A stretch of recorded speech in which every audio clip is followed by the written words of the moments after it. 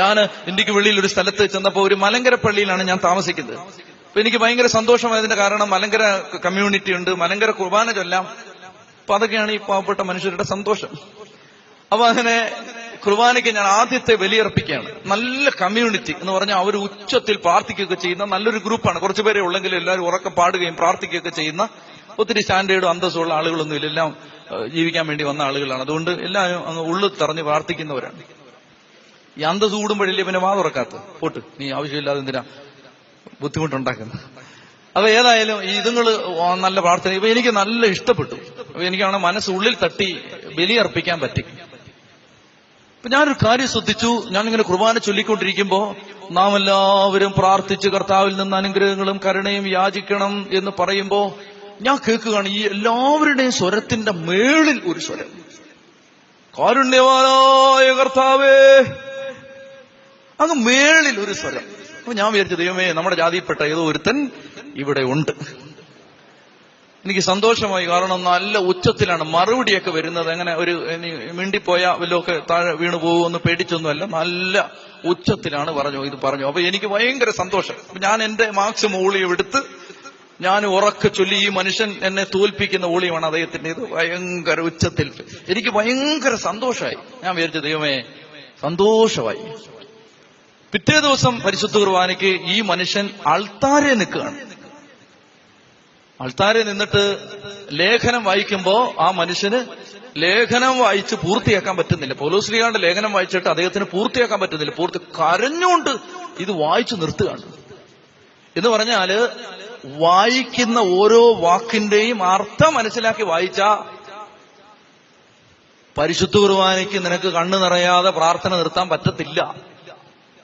ഇത് ഒരു ബോധവും വെളിവില്ലാതെ വരണ്ട് നിൽക്കുന്നതിന്റെ കാരണം ഇതൊന്നും പിടികിട്ടിയിട്ടില്ല. ഒന്നാമത് ഇതൊന്നും മനസ്സിലാക്കാതെ പറഞ്ഞു, ഇത് ഭയങ്കര എന്തുവാ ഇത് വല്ലതും മനസ്സിലാവും. എടാ, ബയോളജിയും കെമിസ്ട്രിയും മാത്തമാറ്റിക്സും ഒക്കെ നീ പഠിച്ചില്ലയോ?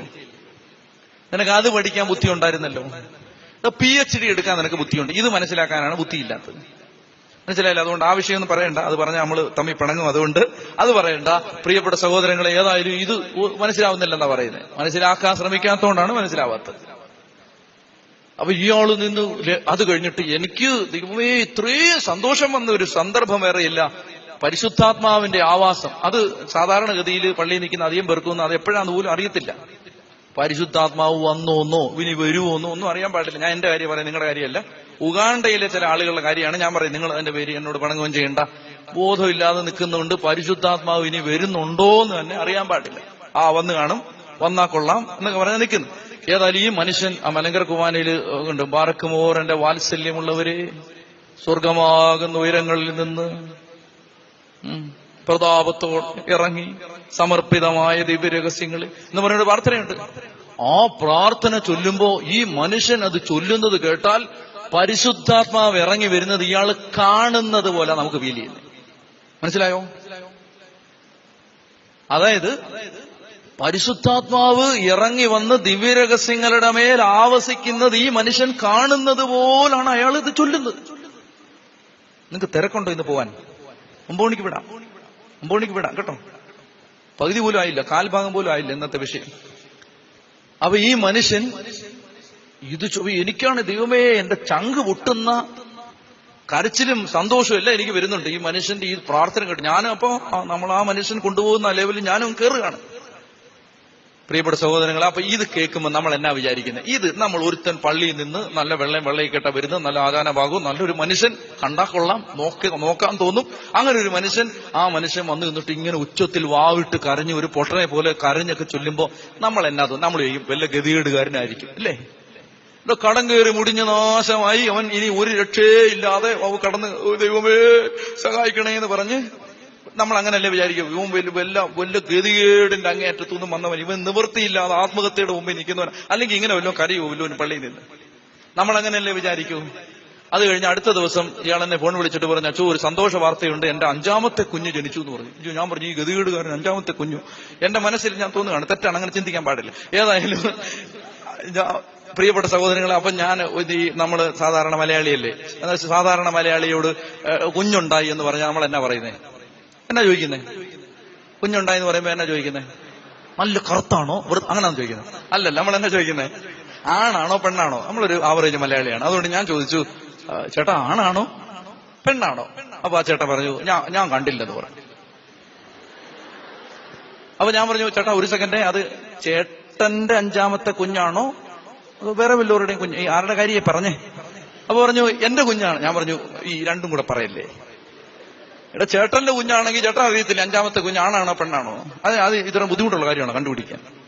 അപ്പൊ ഈ മനുഷ്യൻ എന്നോട് പറയാണ്, അച്ചു എനിക്ക് ജീവിതത്തിൽ ഒരു പോളിസി ഉണ്ട്. അതെന്താന്ന് വെച്ചാല്, എന്റെ 5 കുഞ്ഞുങ്ങൾ ജനിക്കുമ്പോഴും ഞാൻ ആശുപത്രിയിൽ പോയി ഈ കുഞ്ഞിനെ കാണുകയോ കുഞ്ഞിനെ കുറിച്ച് തിരക്കുകയോ ചെയ്യുന്നതിന് മുമ്പ് എന്റെ കർത്താവിന്റെ ആലയത്തിൽ വന്ന് പരിശുദ്ധ കുർബാന അർപ്പിച്ച് ദൈവം തമ്പുരാന് നന്ദി പറഞ്ഞിട്ടേ ഞാൻ എന്റെ 4 മക്കളെ കണ്ടിട്ടുള്ളൂ, 5ാമത്തേനെ കാണത്തുള്ളൂ.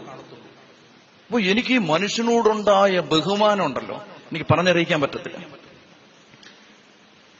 അപ്പൊ പിറ്റേ ദിവസം ഞാൻ പറഞ്ഞു, ഈ നാളെ വരുമ്പോ എന്നെ ഒന്ന് കാണണേന്ന് പറഞ്ഞു. കാരണം ഇയാൾ കൊള്ളാം, നമ്മൾ ശിഷ്യപ്പെടാൻ പറ്റിയ ആളാണ് ഇയാള്, നല്ല ആളാ.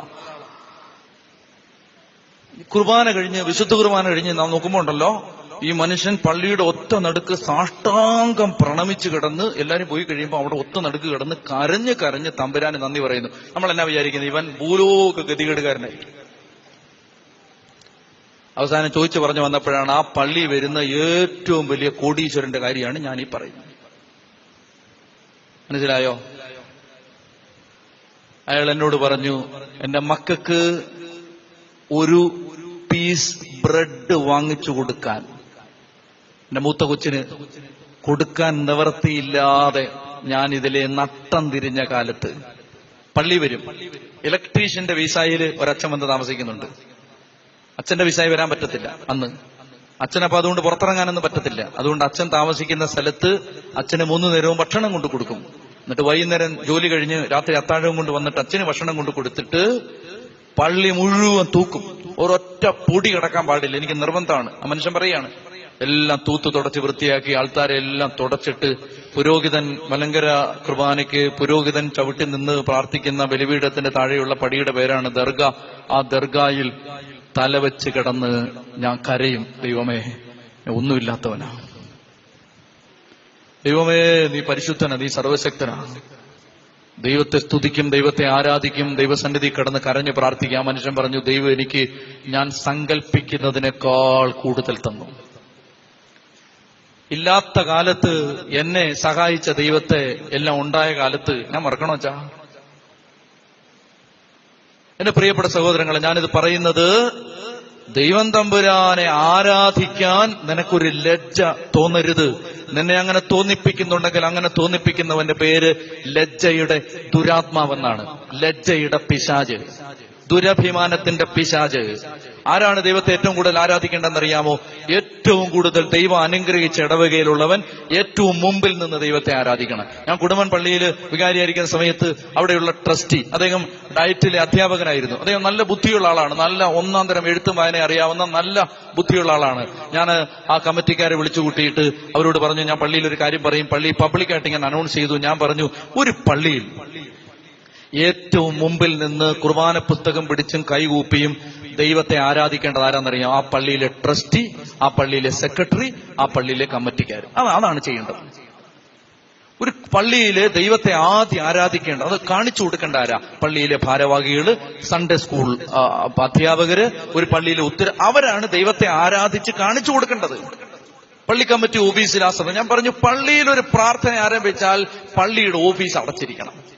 പിന്നെ ഒരു ബിസിനസ്സും പള്ളിയിലില്ല. കച്ചവടം എല്ലാം പിന്നെ കഴിഞ്ഞ്, അത് കഴിഞ്ഞ് കിട്ടുന്ന മതി നമുക്ക്. എന്റെ പ്രിയപ്പെട്ട സഹോദരങ്ങളെ, എനിക്ക് ഈ വിഷയത്തിൽ ഞാൻ നിങ്ങളോട് പറയട്ടെ, പള്ളിയിൽ സാമ്പത്തികമായി ഒരു ദാരിദ്ര്യം ഇന്നുവരെ ദൈവം തമ്പുരാൻ ഞാനിരുന്ന് ഒരു പള്ളിയിലും തന്നിട്ടില്ല. ഒരു പള്ളിയിലും ഗതികേട് കൊണ്ട് ദൈവത്തിന് മുമ്പ് ഇരിക്കേണ്ട അവസ്ഥ പള്ളിക്കാർക്ക് വന്നിട്ടില്ല. ഒറ്റ കാര്യമുള്ളൂ, നമ്മള് പിരിവും രസീതും കൊണ്ടിരിക്കുന്ന സമയത്ത് പള്ളി കയറി ദൈവത്തെ അങ്ങ് ആരാധിക്കണം. ദൈവത്തെ അങ്ങ് ആരാധിക്കണം. പരിശുദ്ധ കുർബാനയ്ക്ക് ഞാൻ ആ പള്ളിയിലെ ട്രസ്റ്റിയോട് പറഞ്ഞു, ചേട്ടാ ഒന്നും വിചാരിക്കരുത്, ചേട്ടനാണ് ഒന്നാമത് നിന്ന് ദൈവത്തെ ആരാധിക്കേണ്ടത്. ഞാൻ മാറുന്നത് വരെയും ഞാനൊരു കാഴ്ച കണ്ടിട്ടുണ്ട്. അതായത് ഏറ്റവും മുമ്പിൽ എന്റെ ആ ഇടവക്കാരൻ അച്ഛനായി ഇവിടുത്തെ കൊച്ചച്ഛൻ ഇരിപ്പുണ്ടല്ലോ ഇവിടെ, ആ പള്ളിയിലെ ട്രസ്റ്റി, ഞാൻ ഇരുന്ന സമയത്ത് പള്ളിയിലെ ട്രസ്റ്റി ആയിരുന്ന ആള് ഏറ്റവും ഫ്രണ്ടില്, വാതിൽ കഴിഞ്ഞ് മുന്നോട്ടുള്ള ഭാഗത്ത് ഫ്രണ്ടിൽ നിന്ന് പരിശുദ്ധ കുർബാനയ്ക്ക് മുമ്പേ കരങ്ങൾ കൂപ്പി പ്രാർത്ഥിക്കുന്ന എല്ലാ കുർബാനയ്ക്കും ഞാൻ കണ്ടിട്ടുണ്ട്. ഇതാണ് ഏറ്റവും കൂടുതൽ ഒരു പള്ളിയിൽ ദൈവം അനുഗ്രഹിച്ചവരാണ് ദൈവത്തെ ഏറ്റവും കൂടുതൽ ആരാധിക്കുക. ഗതികേടുകാരനല്ല. നമ്മൾ ഇന്നത്തെ തലമുറയ്ക്ക് കാണിച്ചു കൊടുക്കേണ്ടത്. പ്രിയപ്പെട്ട സഹോദരൻ, നിങ്ങൾ ശ്രദ്ധിക്കണം. അതായത് പള്ളിയില് നമ്മള് ദേവാലയത്തിൽ ദൈവാരാധന നടക്കുമ്പോ നമ്മൾ മുറ്റത്ത് നിന്നാൽ, അതിലേക്ക് വരാൻ നേരമില്ല, ഇന്ന് വരാൻ നേരമില്ല, തീർന്നു സമയം, നാളെ പറയാം. നമ്മൾ ജീവനോടുണ്ടെങ്കിൽ നാളെ ഇതെല്ലാം പറയും. അതായത് ദൈവത്തെ ദേവാലയ മുറ്റത്തൊരു വ്യക്തി നിൽക്കുകയാണ്, ദൈവാരാധന പള്ളിക്കകത്ത് നടക്കുകയാണ്. ഈ കൊച്ചുങ്ങൾ പള്ളിയിൽ വരുമ്പോ അവർ കാണുന്ന കാഴ്ച എന്താ? പള്ളിയിൽ ഭയങ്കര ദൈവാരാധന, കൊള്ളാവുന്നവരെല്ലാം മുറ്റത്ത്. കേട്ടോണേ, നിങ്ങൾ കേട്ടോണേ, കേക്ക്. അതായത് കൊള്ളാവുന്നവരെല്ലാം മുറ്റത്ത്, കുറെ ഗതികെട്ടവന്മാര് മാത്രം പള്ളിക്കകത്ത്. പറഞ്ഞാൽ ഗതികേടിന്റെ അങ്ങേറ്റത്ത് നിൽക്കുന്ന കുറെ ഗതികെട്ടവന്മാര് മാത്രം.